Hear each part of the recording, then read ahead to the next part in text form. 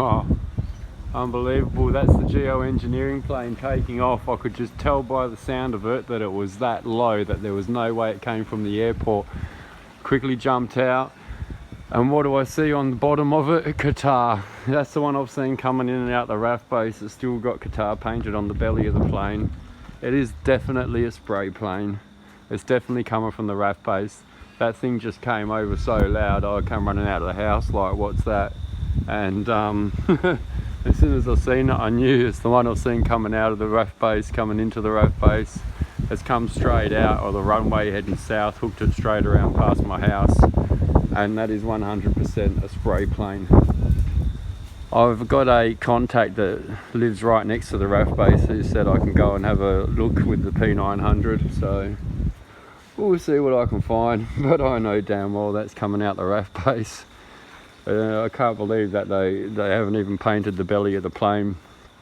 So classic. The planes always come over from the airport at a height where I can only just hear them if I'm sitting outside, and I was sitting inside and that thing was roaring. Come running out, as soon as I seen it, ran back in, grabbed my phone, just caught the tail end of it. 100% a spray plane.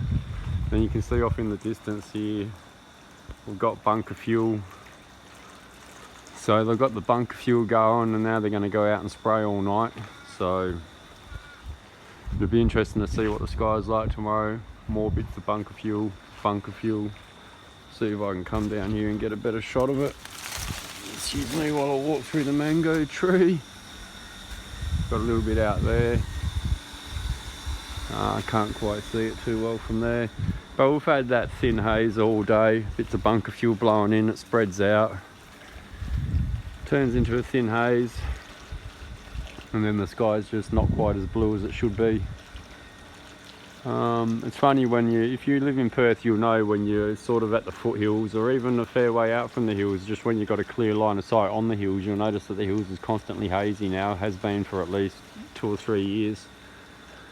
The thing that people don't realise is that this stuff doesn't just gather up in the hills.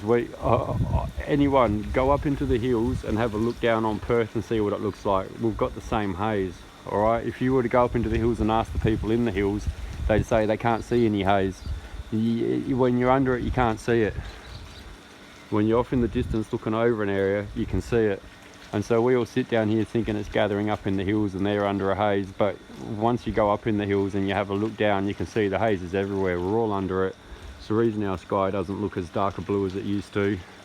Even on a day when you can't see anything like, you know, noticeable in the sky, it's still not a dark blue. It's still got that haze over it, and we are living under this haze, breathing it in constantly. John Graff did a good video a while ago where he was always in the city filming the hills and the haze, and then he went up into the hills and looked over the city and it was just as putrid. We're living under this all the time. Even when we can't see something obvious in the sky, we're still under the haze.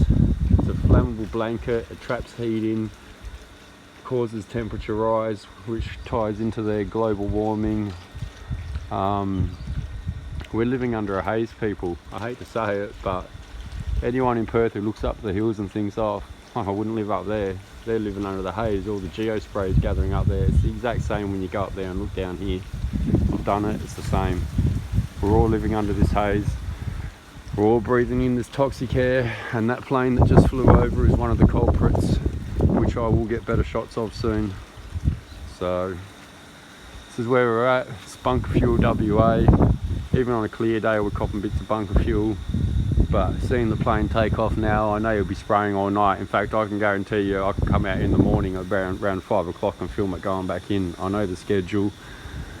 I'll expect to see a heap of filth in the sky tomorrow. The bunker fuel will be deployed and the planes will seed through the bunker fuel, so it just comes in as one nondescript mess in the morning. Hopefully I'm wrong, but we'll see. I'll do a vid either way and see what we're looking at. I'm that confident that we're going to get hit with shit-filled skies tomorrow. Take it easy, gang.